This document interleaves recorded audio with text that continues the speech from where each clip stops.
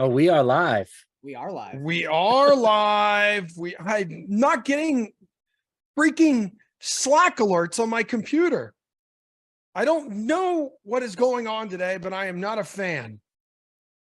I'm not a fan of it, but I am a fan of being here with everybody who is watching. Thanks for tuning in to a tasty Tuesday edition of The Slate. I'm Emerson Latzia, alongside Gary and Thorne and Matt LaMarca. DK on the ones and twos, producer Eamon trying to keep this puppy on the tracks.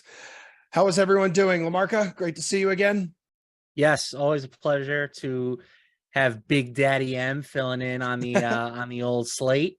I know you do a couple days a week, but they're not the days that I work. So really, do they even count? No, they don't. It only counts when I'm with you. I mean, Jeff Ulrich, I like him. Fryer, still warming up to him. Gary, and I love him as much as I love you, LaMarca. Gare Bear, how are you doing? You're, I believe this is the first time I've hosted with you since you moved into your new place. So you're like the new Kenny Ducey. I was going to say real Ducey vibes. yeah, a lot of Ducey vibes here. I figured that out very early on in the purchasing process. Not sure if that might have been the reason I bought the place, honestly. Yeah. Just to be a little bit more like Kenny Ducey. Except I do like the white brick. The white brick is that in now? Is that a thing compared to the red brick? Don't know. Honestly, nah, that's veneer for sure. Kenny Ducey, that's straight up New York, real deal brick. Yeah, right? This is just a fake wall that I don't want to take down because if we do, I have to pay for stuff, and I'm tired of doing that. Yeah, I feel that, dude. I will say when we're like looking at potential apartments or places to buy like around this area, and I walk in and I see like a natural real brick wall, I am drawn to it. It is like super weird. I'm like, yo, that feels like rustic, and I love the vibes, you know? Sturdy. No big bad wolves coming to knock that sucker down. Oh, man. All right, let's dive into tonight's slate. We'll start in the NBA here. Big bad wolf. How about them Miami Heat, Matt LaMarca? Ooh, nice little surprise dub. I don't know. Do you really want to call it surprise? I mean, upset victory for sure. So what's the deal with Jimmy Butler? What's the latest with this dude right now? So he's going to be hobbled or out tonight? My guess is he's going to be hobbled, right? Yeah. Haven't heard any official updates. He's still questionable along with Julius Randle and Jalen Brunson for the Knicks. I kind of tend to think that all three will be in the lineup. If I had to pick one to sit, it would be Randle just because he missed the last game. But it really feels like it would take a lot to keep Jimmy Butler out of a playoff game. So, dude, on another level. So would you expect the momentum to shift in favor of the Knicks tonight? Yeah, I think that when you look at how bad they were from 3-point range in that last game, and the Knicks are not an elite 3-point shooting team, but if they make even just like 30% of their 3-pointers in that game, they win, right? So they need to be a little bit better in that area tonight, but assuming that they can get back to even just a somewhat respectable level of shooting, I think they get the job done. I don't know if they necessarily cover 7 points. That's a pretty big number, but for what it's worth, the Sharps like the Knicks in this spot. Gare Bear, what side of this do you sit on? Yeah, I feel pretty similar to how Matt feels about this one. I think expecting a Knicks bounce back just based on sheer regression to the mean is probably a good way to look at this. I mean, not only did they shoot 20% from 3-point range, but they also shot 60% from the free throw line. Well, unless there was some of that is, to be fair, is Mitchell Robinson, who may be the worst free throw shooter that's ever played in the NBA. But unless there's a tiny 9-year-old girl yelling at you from behind like the basket, there's no reason to make or miss 50% of your free throws in an NBA playoff game.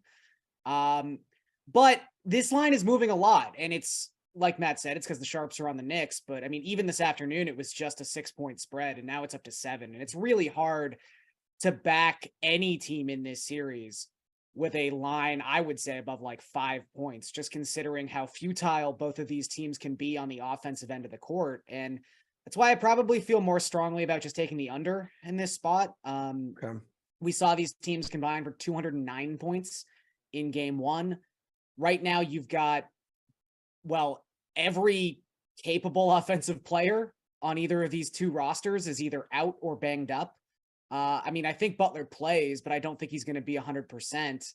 Same goes for Brunson and Randall. Obviously, Tyler Hero also still on the sidelines for the Heat. I mean, the Heat were a team that struggled to score efficiently for the duration of the regular season. The Knicks have been better on offense by a pretty wide margin, but the Knicks also bring an elite defense to the table, and a defense that's been fantastic by defensive rating whenever Mitchell Robinson is on the court, regardless of how he shoots from the free throw line.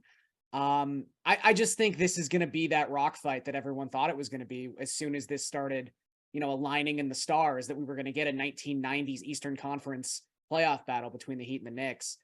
It just feels like one of these two teams isn't going to score 100 points tonight. And if that is the case, we're not getting a 208. You agree with that, Maddie? I'm a little bit conflicted. I feel like this total was like an accurate representation of that Cleveland series for New York, but I do think Miami is just a little bit faster. Every game, like in that series, and it kept just going down. It was like, no, challenge accepted. So, I mean, again, I think it really comes down to what you see the Knicks doing from 3-point range, right? Like if they get just a little bit of positive regression in that department, I think that this game could be an over.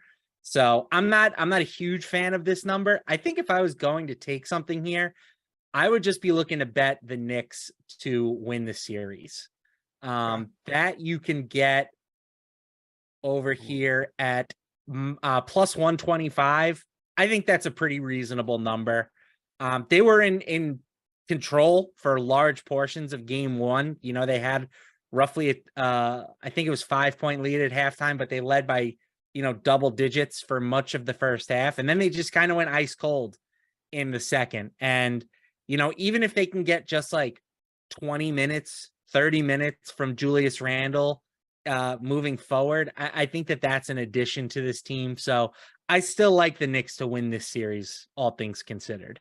And one thing to think about with that too is, I mean, maybe just throw out every statistical trend we have from the Heat during the regular season, because Jimmy Butler is a different guy as soon as the playoffs start. I think Kyle Lowry too. Kyle Lowry, it seemed like, was playing possum during the regular season. Now that the playoffs have started, he's like a sniper from 3-point range again. Which is really strange, because before he won the championship, the knock on Kyle Lowry was he was a terrible playoff performer. So maybe it helps that, he didn't play a lot of minutes in the regular season. But in terms of like where the home court advantage in this series lies, and obviously the Knicks lost that home court advantage by losing game one, we know from the regular season that one, the Knicks are one of the best road teams in the NBA, and two, the Heat are one of the worst home teams, at least at covering, in the NBA. So it feels like if the Knicks can get this back to 1-1, go back to Miami, I'd be pretty confident they're going to steal at least one game in that twofer in Miami, and this is going to come back to New York 2-2. Well, I see Lakers plus 125 to win their series against Golden State. So that's game one tonight. Gare Bear, you think Curry and company can secure a win here on short rest, or you want to side with LeBron James and the fresh legs of the Lakers? Can they steal home court away? I might take the Lakers and the points. It's tough. The Warriors, I mean, again, we've talked about this to death, but fantastic team, ATS and otherwise, at home. Kind of shook off some of that road rust, and can they flip the switch narrative talk in that first round series against the Kings? But the rest factor is interesting here. And also the Lakers have just been fantastic defensively so far in the playoffs. Now, is that more about the Lakers, or is that more about the fact that the Grizzlies just could not shoot to save their lives in the first round of the playoffs?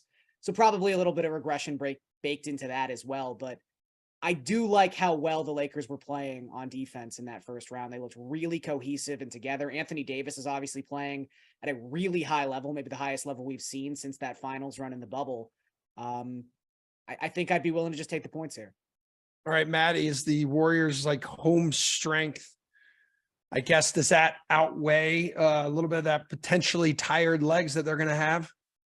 No, I think that the Lakers are probably the team that I'm leaning towards here in game one. I do kind of still like the Warriors for the series.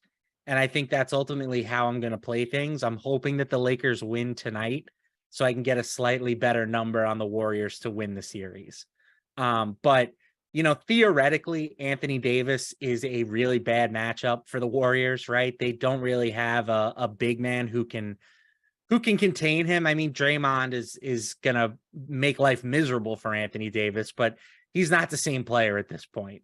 So I think ultimately, though, it's just we've seen this time and time again with the Warriors. You have to beat them 4 times, and that just doesn't really happen, right? Steph's going to have at least one night where he just goes crazy. We really haven't seen the Klay Thompson game yet in this playoffs. I'm sure that's coming at some point. Andrew Wiggins, Kevon Looney, just super consistent every single game. They're going to give you what they give you.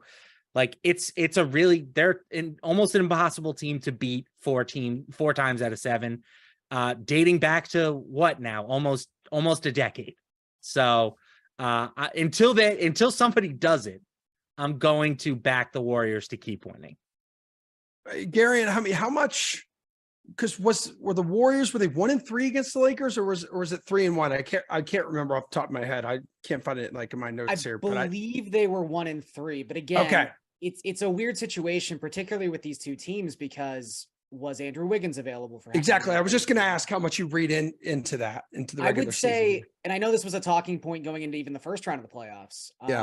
But I think more and more with what the NBA regular season is becoming, it's really hard to use head-to-head regular season records to have any sort of impact in your playoff analysis. I mean, maybe if they played in like April, right before the playoffs started, but there's just been so many moving parts on both these teams. And, there's something to be said for the Warriors, even just like slowly working Andrew Wiggins back into this rotation and him getting his playoff legs under him. Like, the more and more they play, the better and better Wiggins should get. And, he was arguably the second best player in that finals run last season. Like, I'm with Matt here. I think what you do is you take the Lakers tonight and you hope to really just get a perfect circumstance where they win this game or at least cover.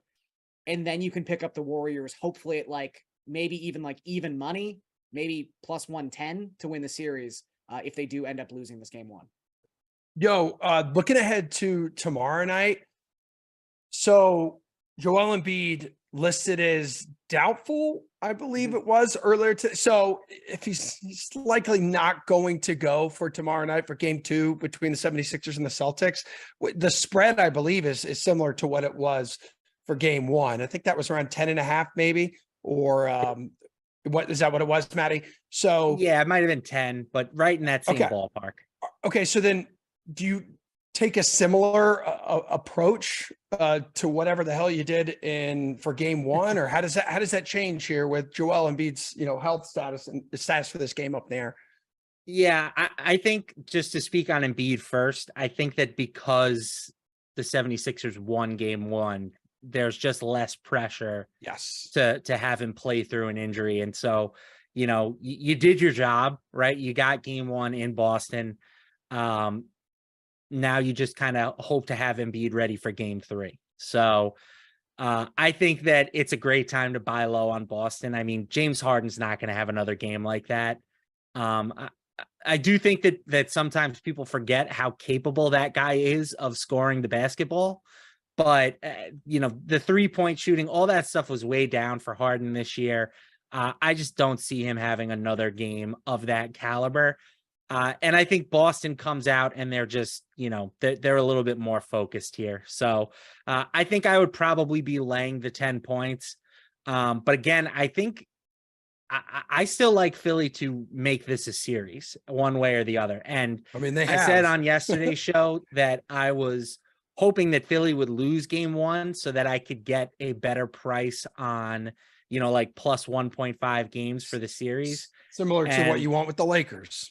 Exactly. Yes. And unfortunately that didn't happen, but I'm expecting the Celtics to battle back and win game 2.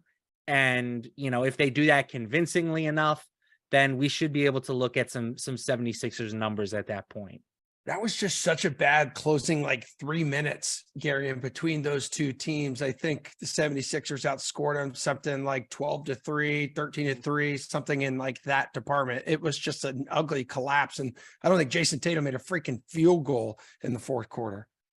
Yeah, it was an odd set of circumstances. Hasn't been his best playoffs in general. No, it hasn't. And really for the Celtics, I mean, aside from the first half of game 1 against the Hawks, really haven't seemed like they're super focused and locked in yet. Which, you know, you could use that as a narrative in either direction. You could say, optimistically, we haven't seen the best version of the Celtics yet, and they still won their first round series and almost won game 1. Or pessimistically, you could say they're just not feeling it right now. But this is a team that had the best net rating in basketball by a pretty considerable margin at home during the regular season. You would think they'd be able to lock in and even up this series. Just some weird circumstances. I mean, aside from Tatum, just a lot of turnovers, but specifically a lot of live ball turnovers by the Celtics, leading to transition points for the 76ers. And again, Harden's a fantastic half-court player, but obviously that offense is much better in the half-court if you have two dynamic superstar offensive players. And you would think the 76ers, if they don't get those transition opportunities that they got so much in game 1, just handed to them by the Celtics, they'll probably struggle to score as easily as they did. Just again, having to kind of labor in the half court without Joel Embiid. So I would probably lean Celtics. The 10 seems high. But still, I that's probably the direction I'm heading right now. I will also say about Embiid, you're probably going to get a situation where I don't think it's ever just going to be like, oh, he's going to play in game 3. He's available.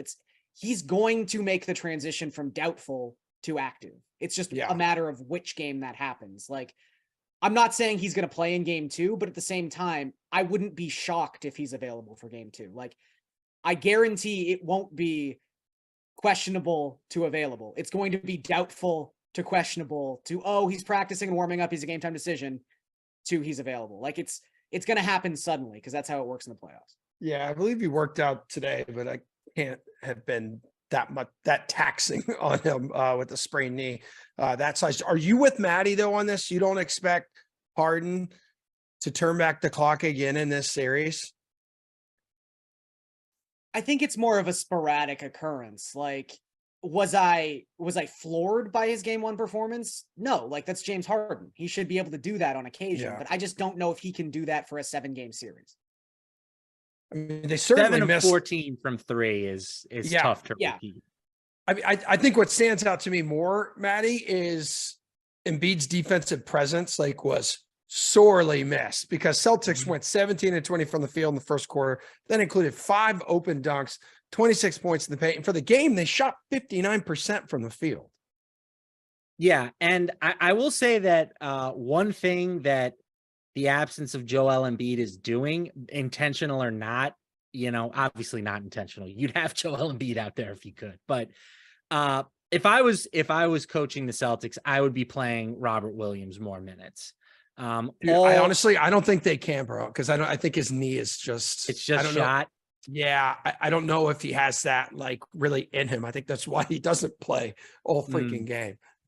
Yeah, I mean, you can theoretically get away without a center against Paul Reed, but all the advanced metrics and stuff all say that their best lineups feature Robert Williams out there. And I do think if Marcus Smart is out on Wednesday and he's questionable with a back injury, it would be interesting to see what they do in that scenario, right? Do they move Robert Williams back into the starting lineup, or do they go with somebody like Malcolm Brogdon?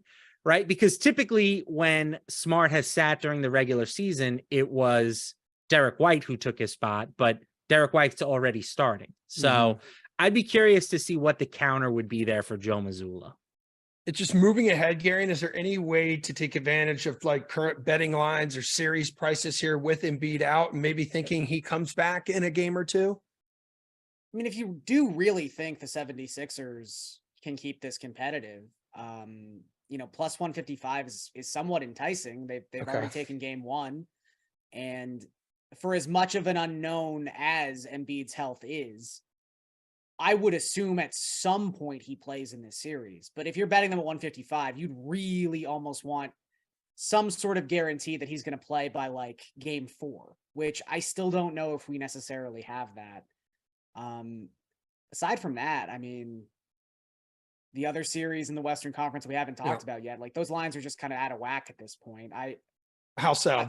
Well, just you can't really, there's no value left in betting the Nuggets. I think they're minus 300 to win the series. You know, I think for the 2 months heading into the playoffs, just because it was the one thing that was locked up in the West. So I was kind of like a broken record, but just the Nuggets are so good at home that if they locked in home court advantage throughout the entirety of the Western Conference playoffs, there was going to be some value there. And, you know, usually you don't get a number 1 seed. I think entering the playoffs, they were 9-1 or 10-1 to win the title, just because the books had to put Phoenix and Golden State, and to some extent the Lakers. I think they were 15-1, but still, you had to like bake in a weird amount of respect for those franchises, despite the fact that the Nuggets were the number 1 seed in the West, that it was just such an odd number. But again, there's no value left in that spot. I think it's kind of past, but the Nuggets do what they do. They won 2 home games pretty convincingly.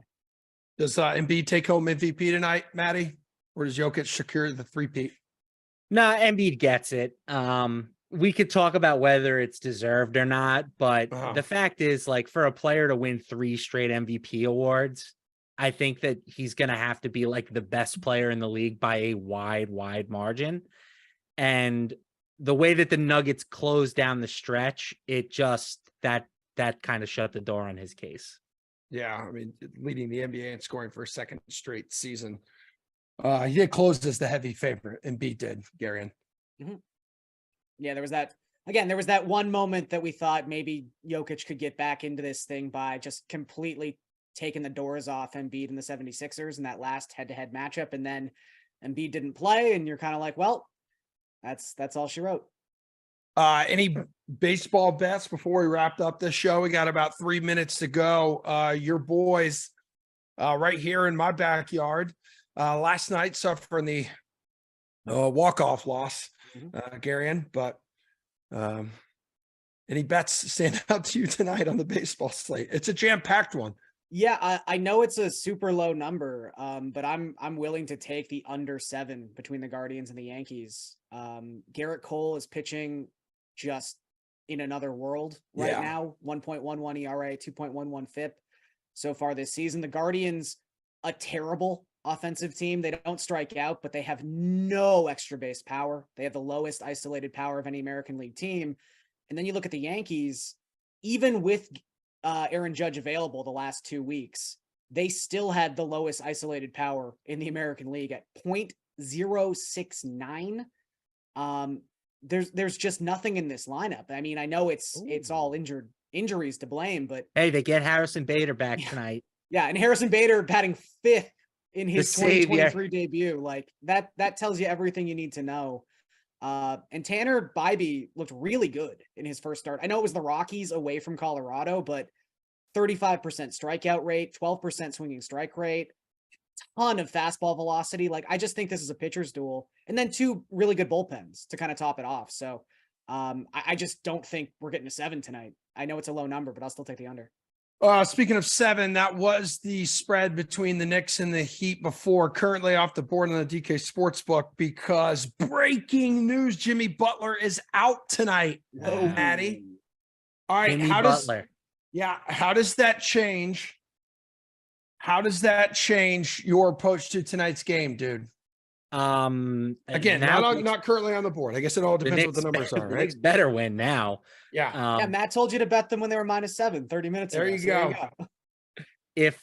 If they lose to a Heat team without Jimmy Butler or Tyler Hero, then I think the Heat are just destined and they're going to win it all. That's the only explanation. What about you, Gare Bear? Any other words of wisdom before we depart? Like I said, like Matt said it perfectly. There's no way the Knicks can't win this. If the Knicks don't win this game, they're not winning this series. It's as simple as that. Hey, Maddie, what's Bryce Harper going to do tonight in his season debut? I'm going ding dong for Bryce Harper. What? Yeah, how you like them apples? Go! I love them, dude. Put them inside me. I love those apples. They were one of my 3 best bets for my article today. Phillies +130, I had the Guardians plus 135. A lot of the same logic as Garion that he just laid out, but I want the plus 135 payout because I'm greedy. And then Sandy Alcantara and the Marlins minus 120 now they're down to. Facing a Braves team that played a doubleheader yesterday, used 6 or 7 different relievers. So those are my 3 bets. You can read about them on the DK playbook. How about Bryce Harper for his first plate appearance, taking the people to Tatertown, home run plus 1100. Oh my God, yes. Dude, he's a cyborg. What is this? 6 months he had Tommy John surgery and he's back? What the hell is going on? You love to see it. Modern medicine. I'm a big man. Bryce Harper guy. I hate that he's a Philly, but Yeah. the guy has just been hated on for years for no reason at all. I haven't hated on the guy. I think Not you, Emerson. Of course you wouldn't. You're It was perfect. mostly Hunter No. Strickland who tried to choke him to death. Oh, yeah. Don't do that. And I love the hair. Although I thought it was weird when he was like, "You ready, fam?" Like on his IG post yesterday, but he spelled fam like Tommy Pham's last name. And I'm like, that's bro, very weird. I'm like, bro, you got beef with Pham? Like, what's going on? That guy will punch you if you don't. Yeah, pay don't up in mess with fantasy Tommy, football. bro. Don't mess with Tommy Pham. All right. We got to go. Love you guys. My dog's got to eat. Appreciate it. Aim and DK behind the scenes. Thank you so much, everyone. The Sweat's back tomorrow morning, 11 o'clock Eastern time. We will see you then. I love you. Yes, I do. Yes, I do.